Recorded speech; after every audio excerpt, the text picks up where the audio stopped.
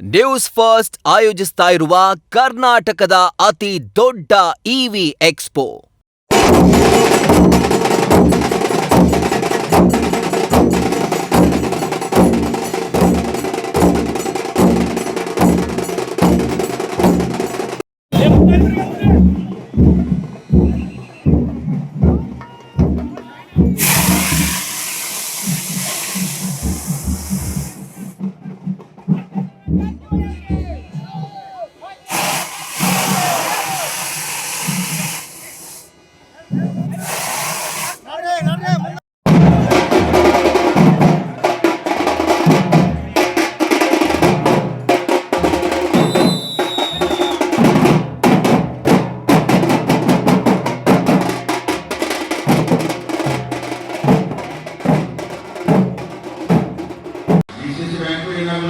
ನಾವು ಹೊರಗಿನವರಲ್ಲ, ನಾವು ಇಲ್ಲವರ ಅದು ದಯಮಾಡಿ ಅದನ್ನು ಹೇಳ್ಕೊಡ್ತಾರೆ, ಅದನ್ನು ನಂಬಕ್ಕೆ ಹೋಗ್ಬೇಡ್ರಿ.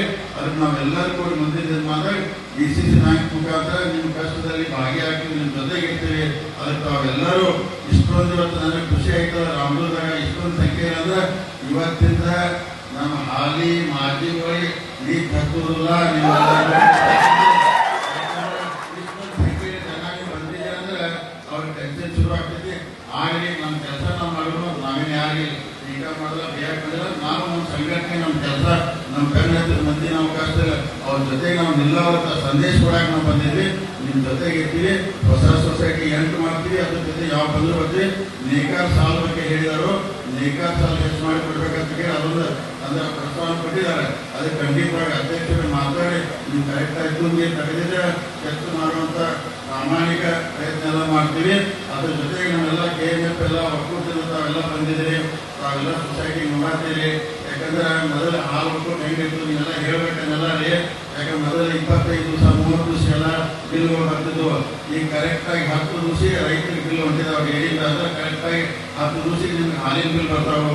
ಆ ವಿಧಿ ಚಲೋ ನಡೆಸ್ತೀವಿ. ಮುಂದಿನ ದಿನ ಅಂದ್ರೆ ಇನ್ನೂ ಭಾಳ ಚಂದಾಗಿ ಡೈರಿ ನಡೆಸ್ತೀವಿ. ರಮೇಶ್ ಅಂಡಿಗೇರಿನೂ ಬರಬೇಕಾಯ್ತು, ಅವ್ರ ಟೂರ್ ಹೋಗಿದಾರಲ್ಲ ದಿಲ್ಲಿಗೆ. ಅದಕ್ಕೆ ಮುಂದಿನ ದಿನ ಅಂದ್ರೆ ಡೈರಿ ಮುಖಾಂತರ ಇನ್ನೂ ರೈತರಿಗೆ ಏನೇನು ಅನುಕೂಲ ಮಾಡಿ ಖಂಡಿತವಾಗಿ ಮಾಡ್ತೀವಿ. ಅದಕ್ಕೆ ತಾವೆಲ್ಲರೂ ನಿಮ್ಮ ಪ್ರೀತಿ ವಿಶ್ವಾಸ ನಮ್ಮ ಜೊತೆ ಇರಬೇಕು ಮತ್ತು ನಮ್ಮ ಅಧ್ಯಕ್ಷತೆ ಇರಬೇಕು. ವೇದಿಕೆಗಳಿಂದ ಎಲ್ಲ ಹಿರಿಯರ ಜೊತೆ ನಿಮ್ಮ ಆಶೀರ್ವಾದ ಪ್ರೀತಿ ಇರಬೇಕು ಹೇಳುತ್ತಾ ಇವತ್ತಿನ ಈ ಸಮಾರಂಭದಲ್ಲಿ ನಮ್ಮ ಕರೆದು ಮಾತನಾಡಕ್ಕೆ ಅವಕಾಶ ಮಾಡಿಕೊಂಡಂತ ರಾಮದುರ್ಗ ಮಹಾ ಜನತೆಗೆ ತಮಗೆ ಅನಂತ ಕೋಟಿ ಹೇಳಿ ನನ್ನ ಮಾತು ಮುಗಿಸಿ ಜೈ ಹಿಂದ್.